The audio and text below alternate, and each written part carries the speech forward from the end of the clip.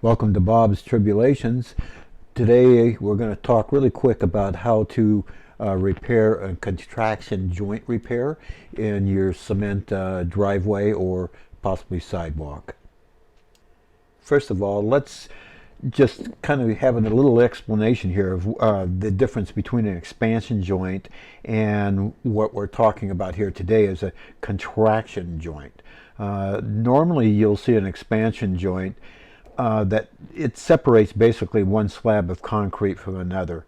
It can be usually about a half an inch wide because the bender board or fiber board that they'll normally use in there will sometimes, and well they usually do, deteriorate over time, and you're going to have to end up repairing that or suffer some water damage. But there's YouTube videos everywhere on this process, and we're not going to talk about that. So let's move on to what is a contraction joint. Okay, if you look at a typical two-car garage, you'll notice that the contraction joints usually look like a big plus sign that divides your garage floor into what appears to be four separate slabs. These joints, some people call them control joints, are basically a deep cut groove, usually used with a cement type cutting blade, and it runs from one end of the garage or driveway to the other. And same thing with the vertical or horizontal cuts. They're basically usually about 3/16 of an inch wide.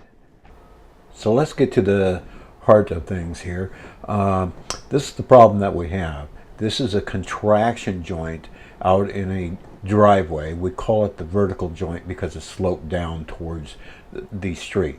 And you can obviously see where it has been cracked, and from just normal expansion movement of the concrete. But what's nice is it literally cracked exactly where it was supposed to do. That's what this is. It's a relief joint. But the problem is this joint now is susceptible to water, and of course the water can wash away the soil underneath and weaken the actual cement structure, and also any water that's down there during the winter time in the freezing areas, it's going to expand and crack the driveway. So this is why these contraction joints need to be looked at every now and then, and make sure that they're repaired. So let's just get into a real quick fix here. Here's a drawing of our end of our contraction joint, but what we have to be very careful of, that the very bottom of it and where that crack is, we have to make sure that our polyurethane sealant that we're going to use does not adhere to that. We don't want to diminish any contraction possibilities within that joint.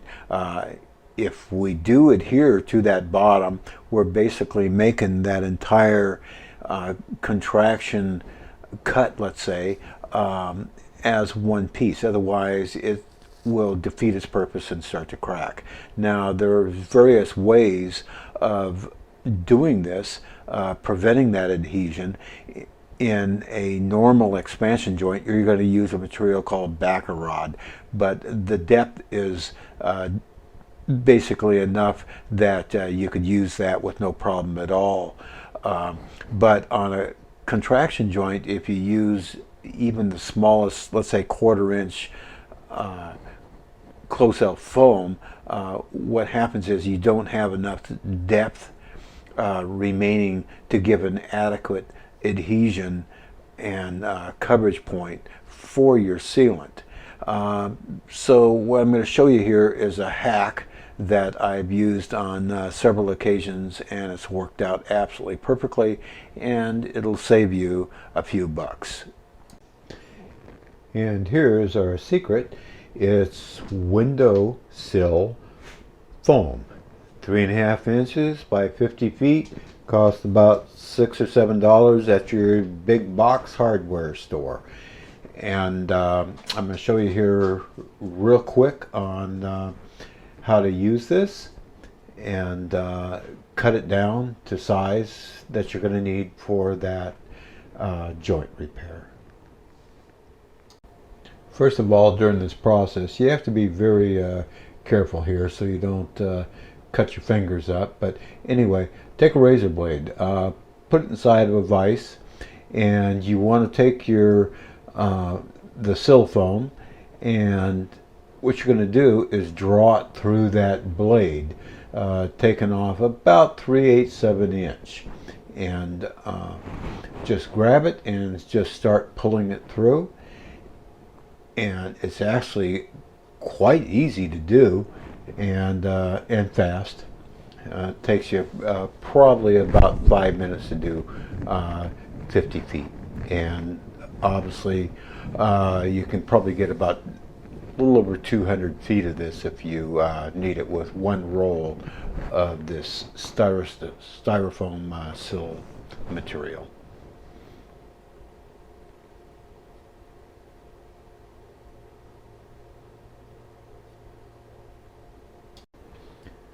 Next, make sure that you get that joint cleaned out good. The tool I've found of my choice is actually a cotter key pin removing tool, and it works great for getting down inside those joints. Next, you want to make sure that that joint is clean from any excess debris, so I wire brush both sides of the joint and get in there as close as you can and remove any loose material. To clean up the joint, if you have compressed air available, that's the best thing. It will make sure that you get a lot of that debris out of that crack down below, and also the sides for adhesion. Our next step is to install the styrofoam that we previously cut, but I highly recommend that you go out and purchase this little tool for just a few bucks. What it is, it's a screen repair tool, and it's used basically to put the seals down, but there's a roller on it that absolutely works incredible to help fill these particular joints. To begin the process, just take the end of the foam, use a screwdriver or anything, and start it at the end and use the screen tool and just roll it in and just back and forth. It's a very easy process, and it will make the styrofoam actually adhere to the very bottom of that contraction joint, which would avoid the sealant from sticking on that lower part of the joint.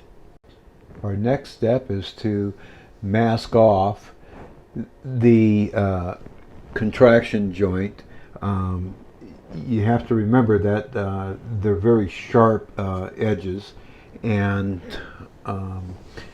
the only way to keep the sealant from, let's say, going over the edge is to mask it off, and it'll make a lot cleaner job. In this particular case, you actually buy what they call a rough surface masking tape.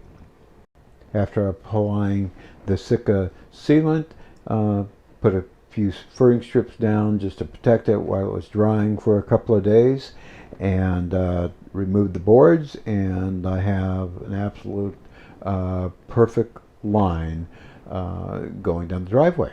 So I hope this helps, and enjoy your evening.